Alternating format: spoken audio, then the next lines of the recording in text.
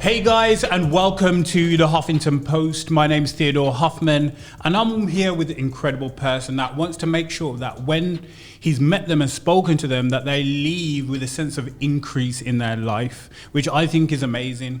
And he's worked with the likes of Vans, Shoe, Facebook, and yesterday he just spoke to Prince Charles, which is amazing. He's well connected, and I'd love for him to introduce himself. Yeah, so my name's Cordell Jeffers. I'm an entrepreneur, mindset coach, and speaker from Birmingham. Yeah, so that's me, and I'm excited to be here. Thank you so much for having me on this platform. I've seen the caliber of people that you've got on here already, and the amazing stories and entrepreneurs. So I'm really, fired up and excited to be here today. Amazing. I'm glad that you're here. Let's get into you straight away. Could you tell me a little bit of your background, just so people know where you've come from a young age to where you are right now, and then we'll get into more of the business elements. Okay, so I started, my early life started quite turbulent. Mm-hmm. I had a very strong bond with my dad, right? Yeah. Like an extremely strong bond, and around 7 years old, he had to leave the country due to certain circumstances, which left me feeling quite frustrated very early on. From there, when I was going in secondary school, I kind of took that frustration out in secondary school. Didn't get on well with the teachers. I was labelled dyslexic. Well, I am dyslexic, and I took that label, and it kind of just was in me. So I just thought I couldn't really. This isn't for me. I can't do the work at the speed that everyone else is doing. I'm not as smart as everyone else. And it just led me to being frustrated, to, not being really engaged. By the time I was in year 9, I got kicked out of school with no GCSEs. Mm-hmm. So I left with no GCSEs, and I'll never forget, the teacher, when they told me when I had to leave school, and they said they're going to phone my mum and let her know. I was so scared, because I know what my mum's like, from a Caribbean background, education it's the highest value. Yeah. And I remember when I went home, my mum, she asked me, she goes, Cordell, have you got anything to tell me? And I tried to kind of just slide past it. I said, nah, I ain't got nothing, because I didn't know if the teacher had already contacted her. And she goes, Cordell, seriously, do you have anything to tell me? And then obviously I've realised she's found out, and I said, yeah, I've been kicked out. I'm sorry.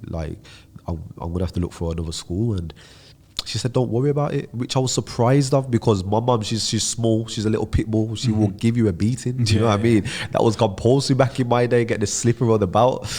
And she goes, well, I've got something, you're not going to get a beating today, don't worry. I've got something better for you. And she said it with a smile on her face. I was thinking, why is this woman smiling? I've just been kicked out of school. This is crazy. And she goes, I'm going to send you to the Caribbean to live with your grandparents. And I was like, what? Send me to the Caribbean? I was like, no way, I'm not going. I was like, how can you do that? I imagine this time I'm around 14 years old. Mm-hmm. I've got my first little girlfriend. Mm-hmm. I'm the cool kid in the group. I've got all my friends. I don't want to leave, no way. Especially to go live with my grandparents. Mm-hmm. Do you know what I mean? And she said, no, I think it would be the best decision. And I was so upset in that moment. And I kind of had this bit at the start, I had this little bit of resentment, because I was thinking, I can't believe my mom's sending me away. And no matter, despite what I tried to do, I tried to hide my passports, everything. I had to end up going. And I went to, my dad is originally from Jamaica, but my mum's, her parents are originally from St. Kitts and Nevis. Yeah. So, big up all my St. Kitts and Nevis people watching this. And she sent me, so I had to go. She came with me, I'm a little brother. And, all of a sudden, I'm just come from England into this small island in Nevis. Now, you're probably thinking the Caribbean, you're probably thinking, tropical trees, beaches. And don't get me wrong, you do get all of that. But, I was in the raw side of it, the raw environment. I got to see what the everyday people are living, because I'm in it now. Mm-hmm. And but going over there, it really did. I learned some amazing principles, and, it shifted my mindset. First of all, seeing people over there with not much really still, find a way of living. Mm-hmm. And especially the kids, they never had anything but, their one thing that they valued the most was education, because they knew that was going to get them out. So they had a different sense of, drive inside them. And it showed me that it's not really about the resources that you have around you, it's about being resourceful with what you've got. And I think that's a key takeaway for anyone. It's not about the resources, it's about being resourceful. And when I started to see that, my mindset just shifted so much. I never forget the first day of school. I went to school, and it was the discipline was so high. And I went to school, and the first day the teacher went to me, he goes, Cordell, you're now here in the Caribbean. We don't want your English behavior in our school system. We have a set of principles and values, and you must respect them. And I was like, all right, cool. Do you know what I mean? But I've still got my English attitude in me. I'm just like, my man, is it, what's this geezer on about, man? Can't tell me, I'm going back home in a couple of months. He doesn't even know. But that's what I had in my mind, innit? And I remember him telling me, listen, he goes, make sure you look presentable around the school. So first of all, make sure you got your tie well done, and put your shirt inside your trousers, and walk around like you respect yourself. He said, and so I was like, okay, cool.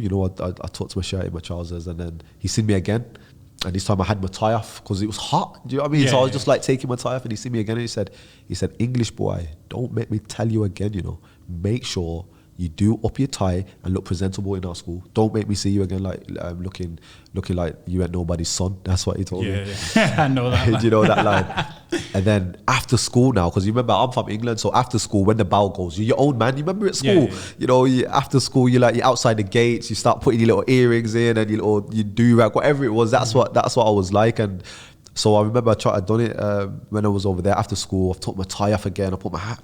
And he came outside of the school gates because there was a bit of commotion going on. But this time I seen him coming down, and he had a cane in his hand. And as he walked past me, he grabbed me and he said, English boy, what did I tell? And he gave me a beating. And honestly and truly, I never forget from that day, discipline was installed into me. Do you know what I mean? Getting beat. And I remember I went to my mom and said, Bob, what have you sent me here for? Like, I'm getting beat by teachers. I'm like, in England, that could never happen. I said, make one of them teachers try to put their hand on me. But over there, it was compulsory. And she goes, Cordell, this is what you needed. You needed a wake-up call. You needed a shock to your system. And I think everybody in life sometimes, we've all gone through that shock. Do you know what I mean? That just makes us elevate to the next level. And that did see the level of discipline over there, having extreme respect for myself, and seeing kids, being very resourceful with the limited resources that they had, changed my whole mindset. And after a year and a half over there, I said to my mom, listen, I'm ready to go back. And she agreed. She stayed. Her and my little brother stayed over there because they wanted to look after my grandparents. But my auntie decided, she'll take me on. God bless her, because, that was... If she never said that, I would have had to still be there. And leaving my mum and my little brother over there, leaving them at the airport, literally crying. We was hugging each other, we was crying. It was one of the hardest things in my life because, like I said, I had that bond with my dad, and he left quite early on. So now leaving my mum and my little brother, it was just hard for me. But at that moment, that was my reason why. And it's really important that everyone has that reason why, because motivation will only take you so far. It's your reasons why that will pull you forward. There's a great motivational speaker called Les Brown, and he always says, if you fall on your back, make sure you can look up, because if you can look up, you can get up. It's your reasons that will get you back up. And I think if you have whether that's your family, whether that's you want to leave a sense of contribution on the earth, have that reason that's going to pull you forward every day. And then so I ended back up here in Birmingham, and I was happy to be home, but at the same time I was a bit heartbroken because I've just left my mum. And I lived in Nechells, which is it's classed as quite a hard area, quite a deprived area. Not a lot going on, a lack of, again, like funding and resources in the community. But because I had that reason why, I just wanted to really upgrade myself, and I started to read, and that was probably the best thing I started to do.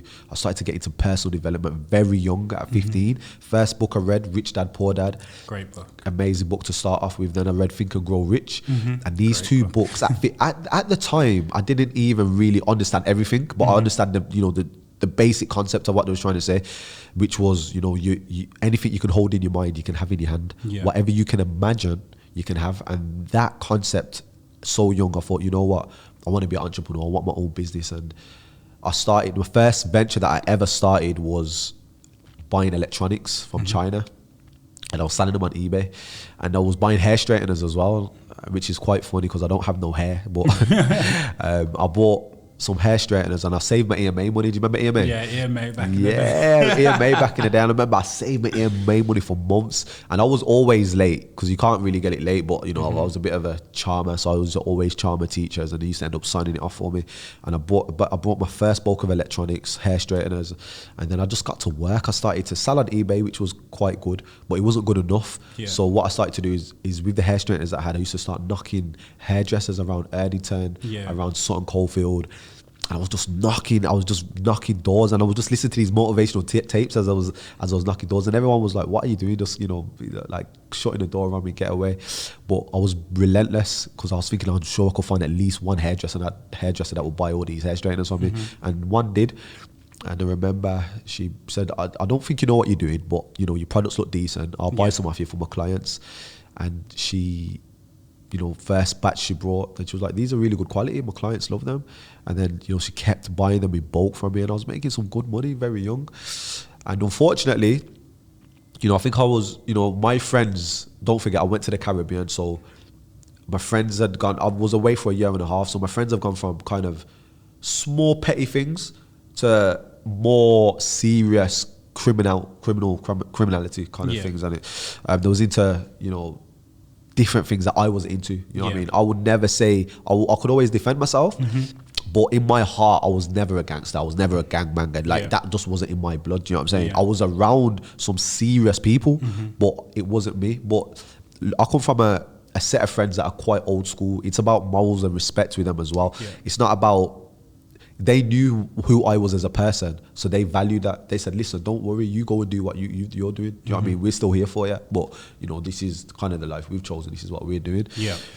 But even though I was around them and they had love for me, I think it attracted negative energy from other places. So people that hated on them also hated on me, because they was looking at me like, who's this kid just running around doing his thing in our kind of like our areas in a sense, and he's kind of almost got this protection in a sense because of his friends. And you know, one night, you know, one of the scariest moments of my life is when, you know, I got attacked. So my house got attacked really. At my auntie's house, and I just remember hearing this bang on the door. And as I went outside, you know, there was people masked up. And you know, they took me, you know, around the corner. They were screaming at me like, "Where's your money? Where's this? Where's that? Who's in your house?" And you could imagine being in that moment. Like, think of a moment when you was really kind of like, you know, scared and shocked. You know, I had all of these different feelings, and I never forget, man. It was like out the will of God just gave me the strength to get away, and I ran back inside my house. And you know, me and my auntie was just holding the door. These guys were literally trying to kick the door off its hinges, and we were scared. But you know, luckily they went away.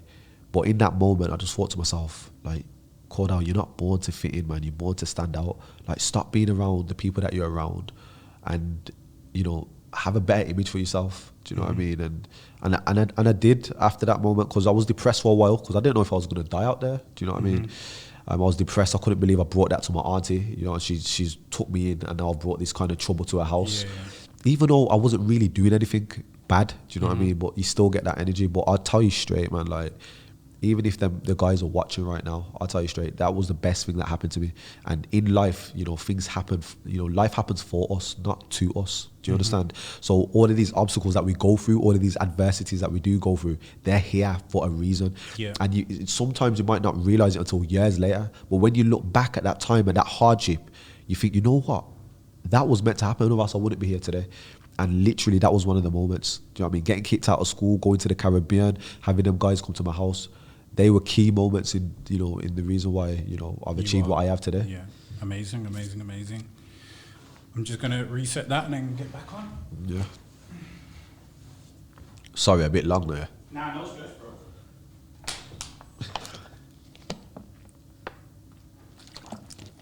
You can cut it though.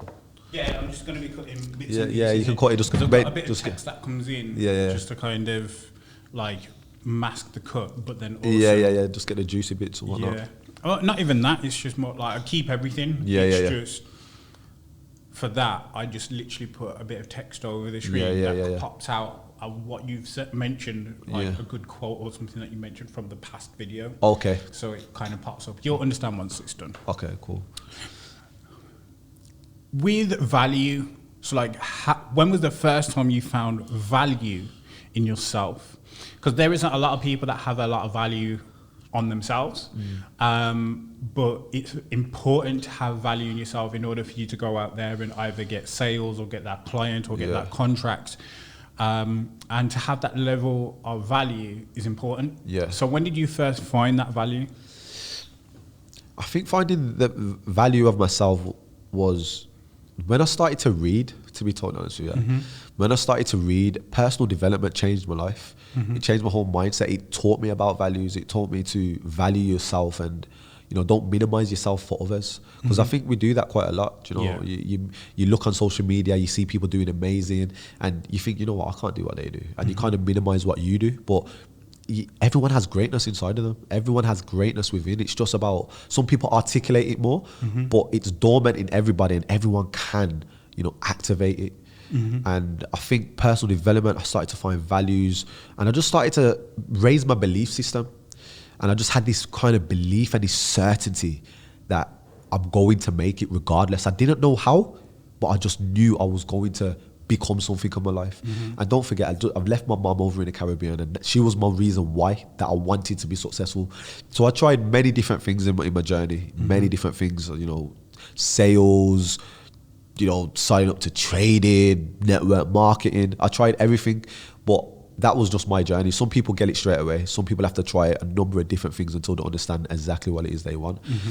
And, you know, when I started to understand my calling was speaking with people and it was, you know, working with young people and motivating people, I just started to find different ways I could monetize that and obviously make a living off that as well. Okay, amazing. So within your journey, we obviously have ups and downs. So like, can you give us a moment where you had to jump over a hurdle and fix that problem? The reason why I say this is because you mentioned social media. On social media, everyone shows you the highlights and the great stuff in their life. But in reality, there are a lot of hurdles. There are a lot of things that people don't see. Yeah, 100%. And I just want people to know that these things do occur. Yeah, definitely. And it's been like, it's not just this only question for you. I've asked every entrepreneur on the show. Yeah. And I just think it's very important that people know that there are problems occur, and like being an entrepreneur, there is a lot of bumps in the road. There's a lot of hills to climb. 100%. There's loads. But then, yeah, I just want to kind of get your perspective on that. Yeah, well, because, you know, I went through some hardships quite young. Them hardships made me very resilient very early on. So I always had this resilient mindset. Like, I just always thought, no matter what, I used to do my affirmations every single morning, no matter what, I will pursue. Do you know what I mean? No matter what, I will achieve my goals. And I would just say these affirmations from young. So I kind of integrated these things into my nervous system. And even though I had a vision of myself where I wanted to be, and I used to just walk and talk like it, even though I wasn't necessarily there. Yeah.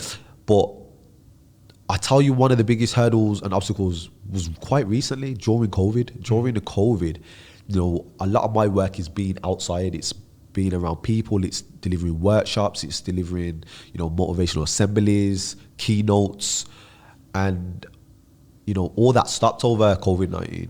And I had a diary. I was on fire before COVID, and literally I had my whole diary of engagements was booked for the whole year, and everything was cancelled. And I was just thinking, what am I going to do? And, you know, in the midst of that, you know, we had all this negative news about the corona, about the COVID-19, and then one of my business partners as well decided to kind of go off and do his own thing. And all of these things just got on top of me, do you know what I mean? And I thought I was this resilient, strong person, do you know what I mean? Like, I could face anything. And when all of these things just hit together, like, I just started to, I don't know, I just burnt out, I broke down a bit, do you know what I mean? And I started to just have anxieties out of nowhere. And that really was a hard time. And that was literally, I'd say, a few months back. Yeah. And I had to really dig deep. I had to dig deep and say to myself, Cordell, what is actually going on? Like, because I realized anxiety, it starts within, and sometimes it's just because you're confused or you just don't know where you're going. And that was, at my point, I was thinking, what am I going to do now? But I had to do a lot of work on myself. I had to read about, you know, meditation. I've done a lot of meditating, literally loads over the months, you know, going out in nature, changing my diet. And I tried to do everything to get myself back to, you know, my normal state. And to be fair, I've gone even further now. Sorry, bro. It's all right. I'm gonna have to cut that bit out, bro. No stress.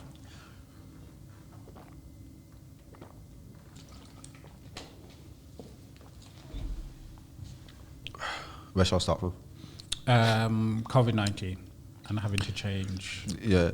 So yeah, during COVID-19, during all these things that have happened in my business, I had to really, look within, and I was a lot of meditating, a lot of going out in nature, and I've never done this kind of stuff before. So that was different approach because I was having for me, some severe anxieties around business, around my future, because I was just thinking, what am I going to do? How am I going to change everything around?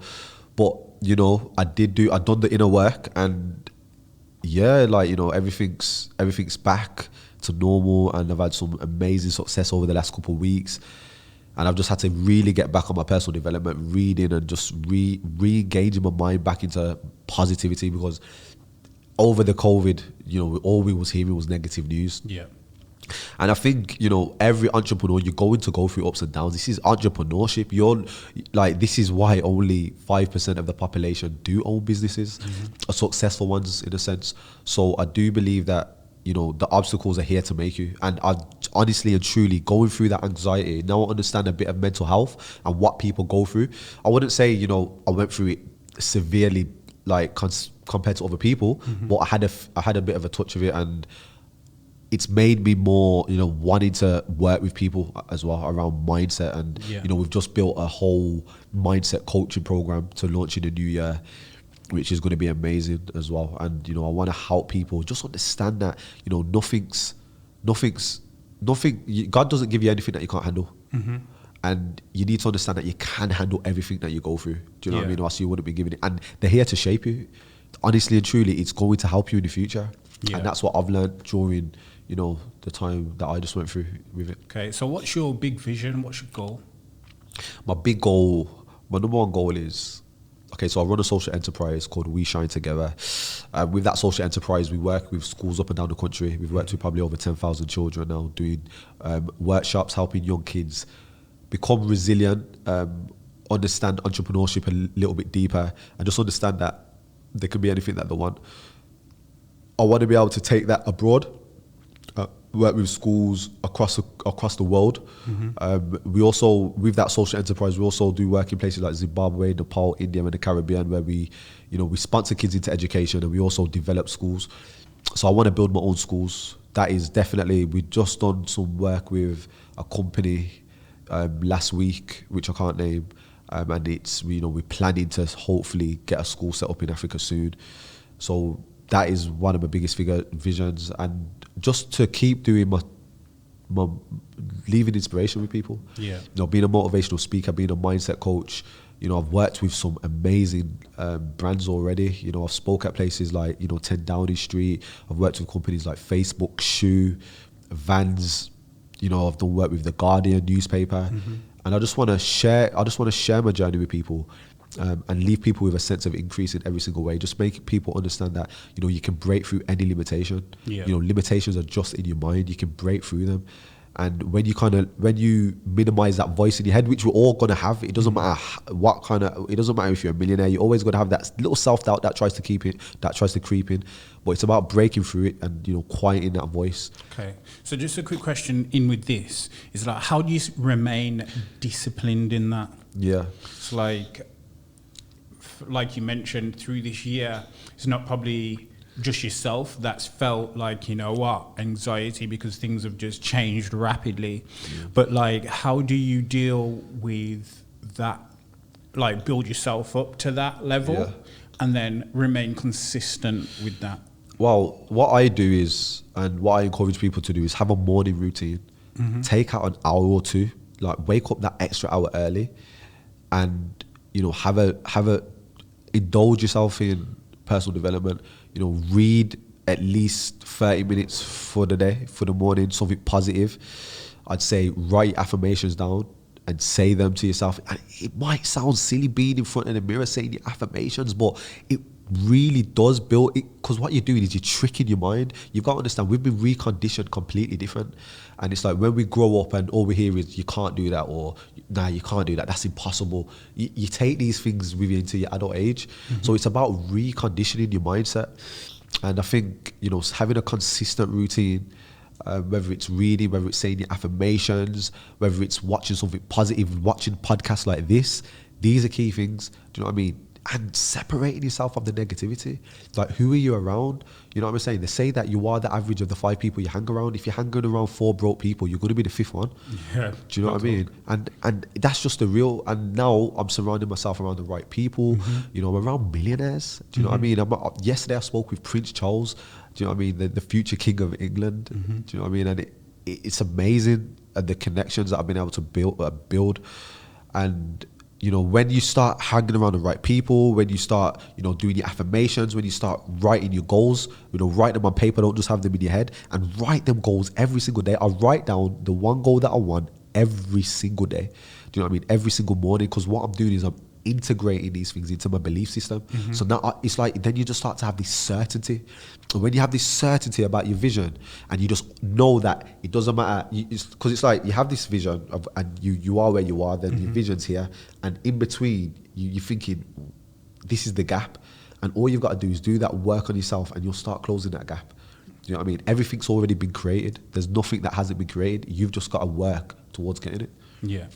Amazing. So what would you say to your 20-year-old self? To my 20-year-old self, I would say there is no limitations of what you can do. Basically, I had a lot of limitations when I was younger, and I would say there is no limits. Do you know what I mean? Don't just believe in the unseen. That's what I would say to myself, actually. I'd say believe in the unseen. Just because you have a vision in your mind and you might think it's unrealistic, and because you don't see it around you, because you haven't seen nobody around you achieve what you want, you can still do it. So it's just about, you know, being relentless in the pursuit of your goals and your dreams. Okay. So yeah, just literally believing in the unseen, because like I said, everything's been created already. That anything that you can vision in your mind, you got to have a look around your room right now. Like, look around at your room, look at your iPhone, every single object that you can see in front of you it was somebody's idea at once. They, you know, they had it on a piece of paper and they made it in a physical form. So you can do the same. And it's just like this podcast. You had this idea, you executed, and look, here we are today. Serious. You know, outside, you know, inside, like Birmingham, look at the amazing views that you're at. Do you know what I mean? This was your vision, and you know, it is amazing when I see people execute. And what would your 20-year-old self say to you right now? My 20-year-old self would say, boy, look at you, man, you're doing well.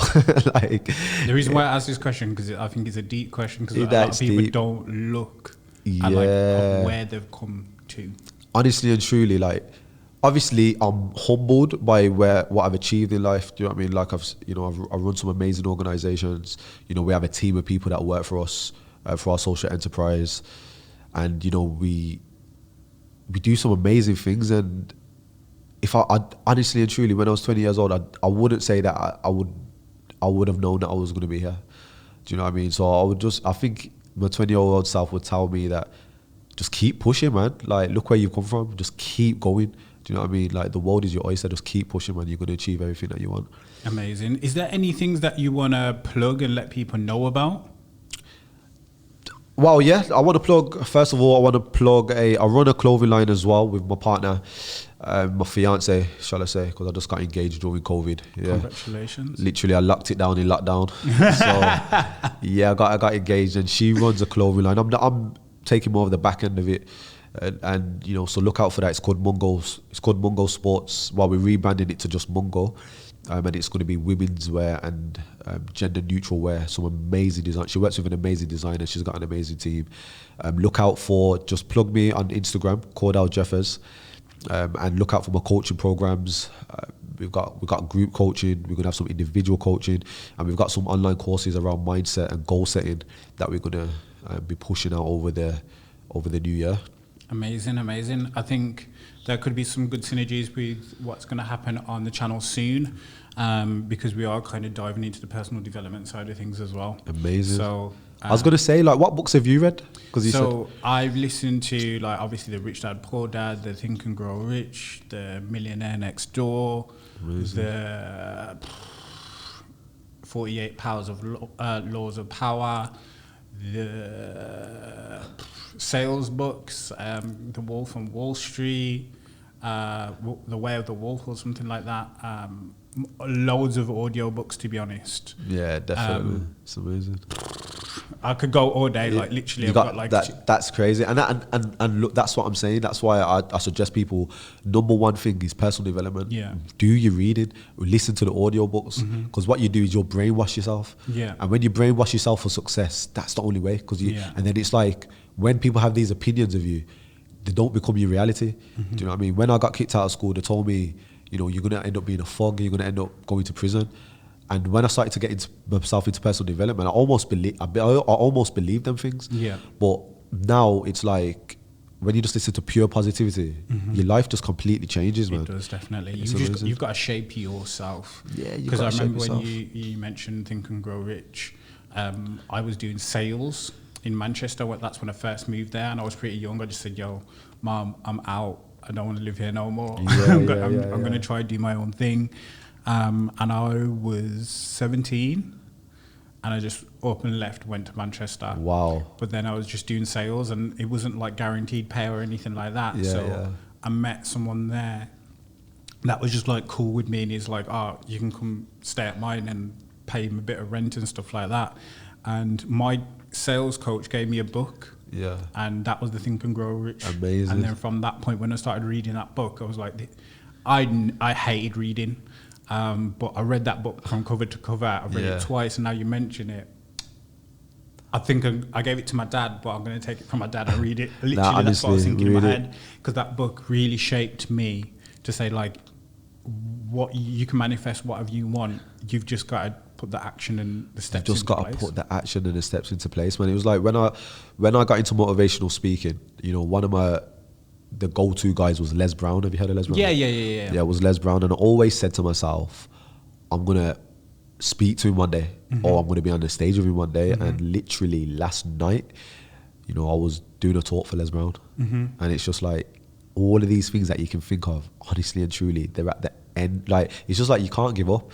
You know what I mean? You gotta keep going, you gotta keep pushing, because you might just get it before you quit. Do you know what I mean? So don't quit, never give up. If you never give up and you keep going, you will 100% get there. It's kind of like, even if you don't always have the skills, there's a thing in sales called the law of averages. Yeah. So what you lack in skill, you make up in numbers. It's kind of like if you're the ugliest guy in the club, and there's just one bag of pretty girl in that club. If you ask every single pretty girl for a dance, 99 of them might say no, but the last one might say yeah. It's the law of averages. Keep pushing and just be so relentless in the pursuit of your goals, and I promise you will achieve complete greatness, man. Yeah. So yes, Cordell, it's been a pleasure having you on the show. Thank you so much. You did plug your socials, yeah? Yeah, Cordell Jeffers, Instagram, LinkedIn. I've just started my Twitter as well, because everybody's telling me to get onto that as well. So quality, check me man. out. Like, it's been a pleasure having you on the show, most Thank you definitely. so much. Listeners and viewers, I want to say thank you very much for being on the Huffington Post and listening to the story. I highly recommend watching this back, listen to this back again, and you're going to take in 2 times the amount of information than you did the first time. And then to also share this with an entrepreneur that you know that could benefit from this, because at the end of the day, it's all about sharing information and pushing the vibrations and giving everyone positive energies that can also push them to the next level. That's it. So like this, share it, and I'll hopefully see you on the next Huffington Post show.